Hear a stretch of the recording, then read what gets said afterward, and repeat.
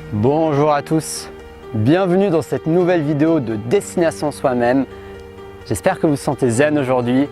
En tout cas, aujourd'hui j'aimerais vous parler du sujet de comment gérer vos temps morts, comment optimiser vos temps morts afin de pouvoir les utiliser. Est-ce que vous êtes déjà senti frustré une fois parce que vous étiez avec du temps libre, vous avez du temps libre à disposition, mais vous n'aviez rien à faire, vous n'avez rien sur vous pour pouvoir avancer des projets qui sont importants pour vous. En tout cas, moi, ça m'est arrivé et je me souviens que je me suis senti assez frustré par rapport à ça parce que quand on n'anticipe pas nos temps morts, on peut se retrouver frustré à ne pas avancer les choses qui comptent pour nous. Donc, allons-y, c'est parti.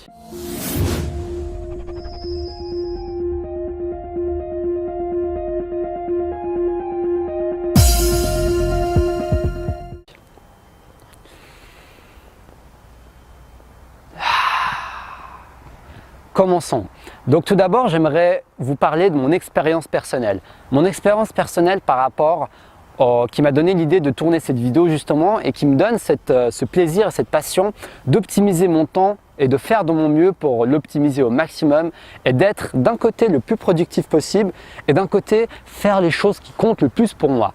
Faire mes priorités, mettre mes priorités en avant malgré mes contraintes extérieures, mes contraintes logistiques, mes contraintes de l'environnement. C'est-à-dire que vous aurez votre environnement qui va jouer un rôle dans tous vos projets.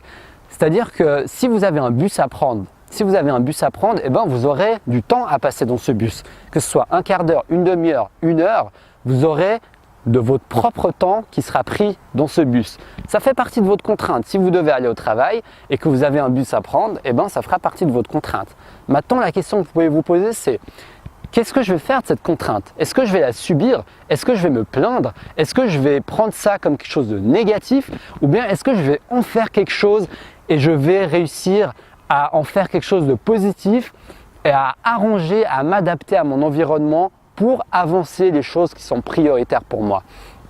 Donc pour vous donner mon exemple personnel, moi ce que je fais par exemple, c'est tout simple, c'est tout con, mais il faut y penser quand même parce que souvent ce sont les choses les plus simples auxquelles on ne pense pas à faire, on ne pense pas toujours à les faire.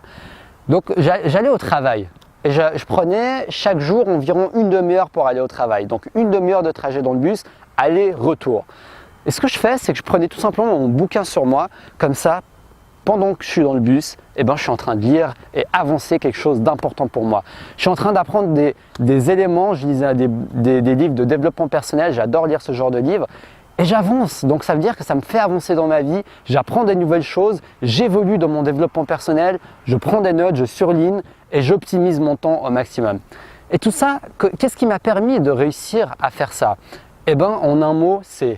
En deux mots plutôt, c'est l'anticipation et l'organisation. Ce sont deux choses qu'il ne faut pas sous-estimer. Parce que souvent, c'est parce qu'on manque d'anticipation, on manque d'organisation, qu'on n'a pas ces choses qui sont à disposition. Qu'on se retrouve dans le bus avec pas de livre, avec rien à pouvoir avancer. Et ça, c'est quelque chose d'important à prendre en compte. C'est des choses très factuelles qui sont très logiques à comprendre, mais auxquelles on ne prête pas toujours attention. Parce que nos habitudes ont un grand rôle dans notre vie. Nos bonnes habitudes et nos habitudes néfastes vont avoir une influence sur notre succès. Bah oui, si vous passez moins de temps à vous développer, si vous passez moins de temps à lire, si vous passez moins de temps à avancer vos projets, si vous optimisez moins bien votre temps, vous aurez moins de chances d'atteindre vos buts de vie. Si vous optimisez moins bien votre temps, vous aurez moins de chances d'atteindre votre but de vie. Et c'est important de voir cette corrélation et ce lien direct entre l'optimisation de votre temps et vos buts de vie. Parce que tout simplement, nous n'avons que 24 heures dans une journée. Et on va passer une partie de cette journée, de ces 24 heures à dormir, à nous nourrir, etc., etc. Donc le temps qui vous reste, le but, ce n'est pas de devenir une machine et un robot et d'optimiser chaque seconde, ni chaque minute.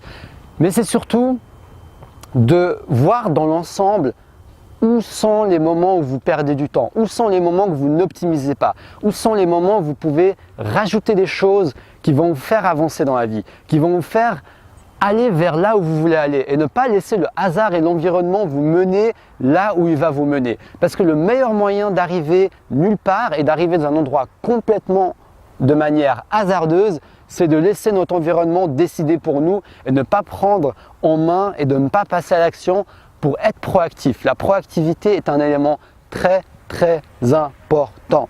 C'est quand vous serez proactif que vous allez réussir à prendre en main votre vie tout simplement. Et dans ce cas plus précis, à prendre en main votre temps.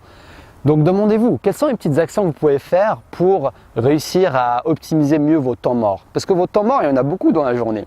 Je vais vous donner un autre exemple. Quand je tourne mes vidéos, je monte ma caméra sur mon pied, sur le pied de ma caméra, et ça me prend facilement 10 minutes de tout installer. Et donc imaginez 10 minutes chaque jour. En un mois, ça fait combien de temps? En un mois, ça fait 300 minutes. 300 minutes, ça fait 5 heures. 5 heures comme ça qui partent. Et moi, mon idée, ce que je fais, c'est que j'optimise ça en écoutant un audiobook. À chaque fois que je monte ma caméra, tranquillement, j'écoute mon audiobook, j'avance, j'apprends des choses et en même temps, je tourne mes vidéos. Comme ça, j'optimise mon temps au maximum. Et ce qui est génial avec ça, ce que j'adore quand on optimise nos temps morts, c'est que non seulement vous avancez dans vos objectifs et vous utilisez vos temps morts pour avancer, mais en plus le fait d'être très productif en utilisant vos temps morts quand vous êtes en train de passer à l'action, ça vous libère plus de temps. Donc ça vous libère plus de temps pour avancer vos buts de vie et vos projets, et ça vous libère également plus de temps pour vous reposer. Bah oui, vous reposer. C'est pas juste, le but, c'est pas juste d'être une machine et de toujours être en train de passer à l'action et devenir un workaholic. Non, le but, c'est d'optimiser son temps de manière intelligente, votre temps mort de manière intelligente, pour que si vous avez envie de faire une pause de 15 minutes et de vous promener, de juste rien faire et d'admirer la nature et de respirer tranquillement dans cette belle nature là d'ailleurs où je suis, que je trouve vraiment magnifique. Et puis voilà, donc vous pouvez le faire parce que vous avez déjà été assez productif, parce que vous avez su gérer vos temps morts, parce que vous avez su être productif à temps, ce qui vous permet une plus grande liberté et une meilleure gestion de votre temps. Donc pensez-y, pensez à quels sont vos moments de temps mort et quelles sont vos priorités. Marquez vos priorités du moment. Quelle est votre priorité numéro 1 maintenant? Est-ce que c'est lire? Est-ce que c'est travailler? Est-ce que c'est chercher un job? Est-ce que c'est développer une capacité particulière?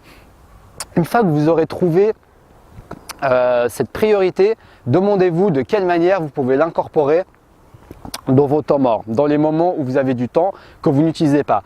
Ça peut être marcher dans la rue en écoutant un audiobook. Vous avez fait une vidéo où je vous avais parlé de mes astuces qui me font gagner du temps. Si ça vous intéresse, vous pouvez la voir, elle est très en lien avec cette vidéo.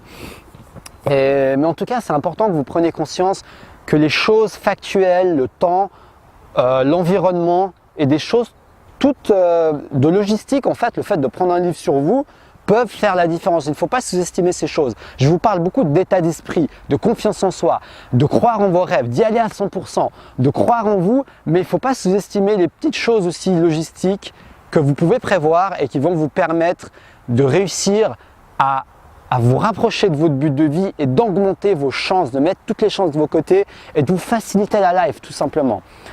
Donc voilà. C'est tout pour la vidéo d'aujourd'hui, je crois que je vous ai tout dit, je vous ai dit vraiment toutes les choses qui m'ont aidé. Donc je vous dis un grand merci d'avoir regardé cette vidéo, j'espère qu'elle vous sera utile et que vous pourrez l'appliquer dans votre vie. Si vous avez aimé cette vidéo, n'hésitez pas à mettre un gros like afin de m'aider à faire connaître mes vidéos, afin de m'aider à vous aider et de m'aider en même temps. Donc n'hésitez pas à partager avec un ami et dites-moi vos challenges par rapport à la gestion du temps. Est-ce que vous avez de la peine avec les temps morts? Est-ce que vous avez l'impression de perdre du temps dans votre quotidien? N'hésitez pas à partager vos expériences et à vos astuces qui vous permettent également de gagner du temps. Je serais très curieux de voir ce que vous en pensez. Ou bien si vous avez simplement envie de dire un merci pour mes vidéos, n'hésitez pas à mettre ça dans les commentaires.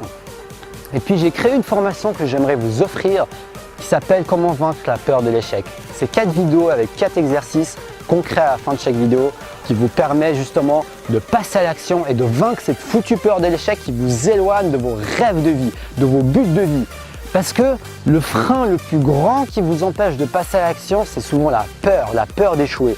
Et c'est pour ça que j'ai créé cette formation vidéo pour vous aider à réduire cette barrière mentale et cette peur afin que vous soyez au maximum de votre potentiel. Donc si ça vous intéresse, je vous mets le lien dans la description de la vidéo.